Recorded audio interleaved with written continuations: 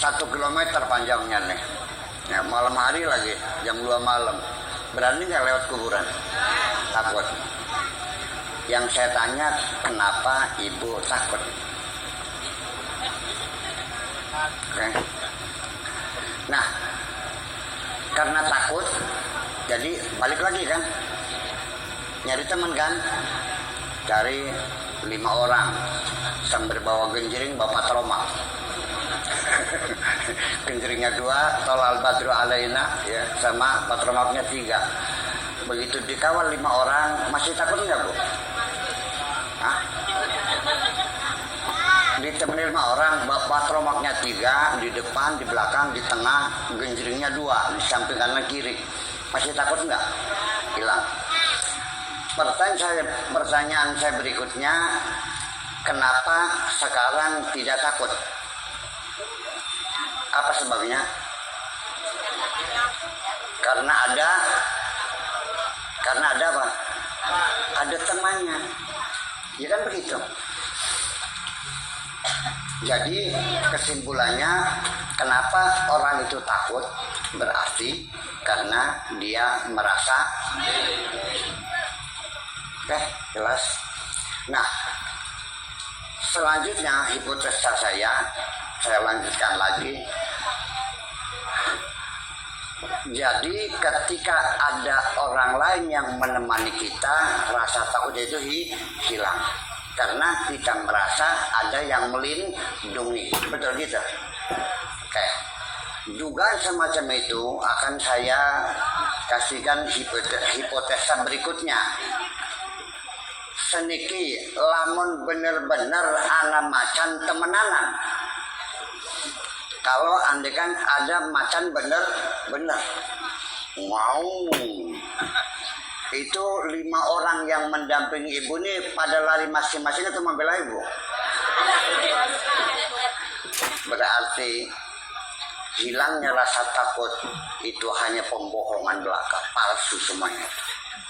Atau pada akhirnya yang membela kita, yang mengaman kita tetap adalah Allah Subhanahu.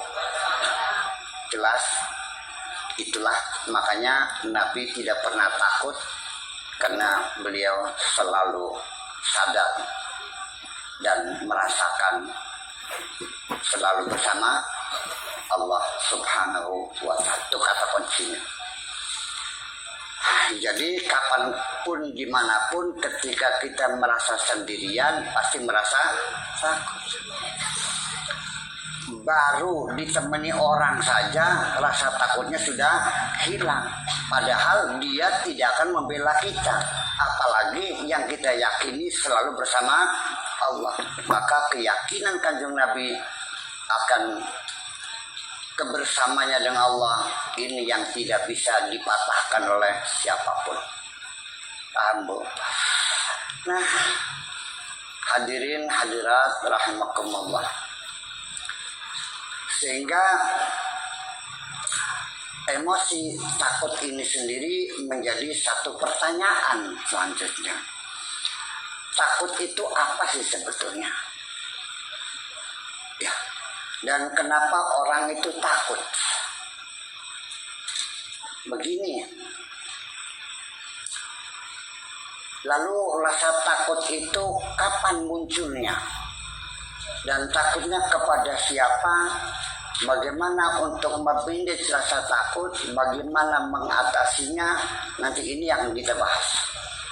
Dari supaya kita bisa uswah hasanah kepada Kanjeng Nabi. Kalau kita secara filosofisnya tidak paham, ya nggak bisa. Begini, rasa takut itu sebetulnya kapan dia datang? Psikologi anak mengatakan bahwa seorang bayi yang baru lahir hanya dibekali dengan 2 emosi. Ini yang fitrah alaminya. Hanya 2 emosi, yaitu merasa nyaman dan tidak nyaman. Responnya, kalau nyaman dia tidur, kalau tidak nyaman dia nangis. begitu disusuin udah nyaman tidur. Nanti lapar lagi, nggak enak lagi, nangis juga. Kamarnya kurang ventilasi, ongkap, ya nangis juga. Itu. Jadi belum ada rasa takut.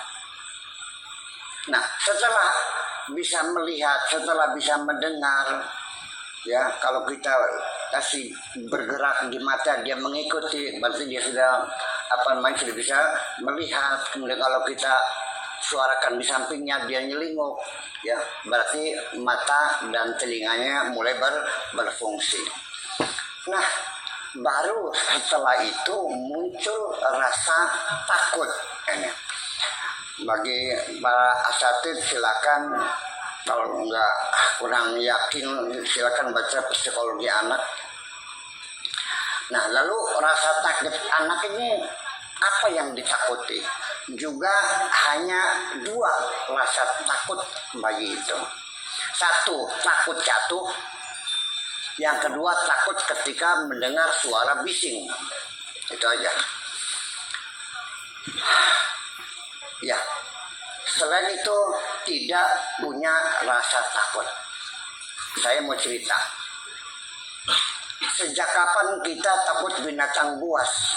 Tidak sejak kecil. Kita tidak pernah punya rasa takut. Kita takut orang? Tidak. Takut hantu? Tidak. Tidak ada yang ditakuti. Sebabnya kita takut sama ular karena ibunya mengatakan, awas hati-hati, nanti digigit ular, nantinya mati. Saya pengalaman pribadi, waktu masih ingat sekali itu, saya Pak Haji Komar mainan kalajengking. Saya kagum melihat binatang yang buntutnya ngerkengkol itu kata itu, jungkit-jungkit gitu. Saya pegang-pegang, saya bermain-main. Tiba-tiba ada kakak saya yang kakak pertama, namanya Ibu Haji Sa'diyah, dia menjerit luar biasa. Mainan apa ini? Wah, ini kalajengking. Ini namanya apa? Kalajengking, baru dengar saya tuh. Ya, ini kalau gigit bisa bengkak, bisa sakit. Sejak itu baru saya tahu bahwa kalajengking itu binatang yang perlu ditakuti. Betul nggak? Bapak pernah nggak lihat anak-anak megang ular? Bapak lihat nggak anak-anak dicolokkan dicolok-colok gitu? Nggak ada yang ditakuti kok. Betul nggak? Jadi sejak kapan kita takut? Yang membuat kita takut itu orang tuanya, saudara-saudaranya, dan masyarakatnya. Iya. Ini yang kurang ajar ini kadang-kadang orang tua yang tidak berpendidikan. Yang anak suruh pulang, maghrib sudah suruh pulang. Bukannya ditakut-takut kepada Allah. Nanti Allah marah loh. Nanti kamu masuk neraka loh. Enggak. Ikan, Jadi ternyata sejak kecil, tolong Pak Haji Komar nanti ikut membantu saya. Pada orang-orang tua itu jangan nakuti anak-anak kepada hantu-hantu gitulah. Kepada Allah aja yang takut dong. Ya seperti itu. Dan memang itu efektif. Sampai ketika anak kita juga sudah larut malam belum tidur-tidur, itu paling efektif. Jam 10 belum tidur, kata ibunya. Kalau jam 11 itu datang wewe. Anak-anak yang belum tidur nanti dipeluk wewe. Langsung dia meluk ibunya dalam ketakutan. Jadi setiap hari anak itu tidur ditakut-takuti. Pulang ditakut-takuti, mandi ditakut-takuti. Itulah sebabnya kita menjadi pemuda-pemuda penakut semuanya. Ya. Jadi pada akhirnya takut itu sesungguhnya sangat menyiksa sekali. Dan bahkan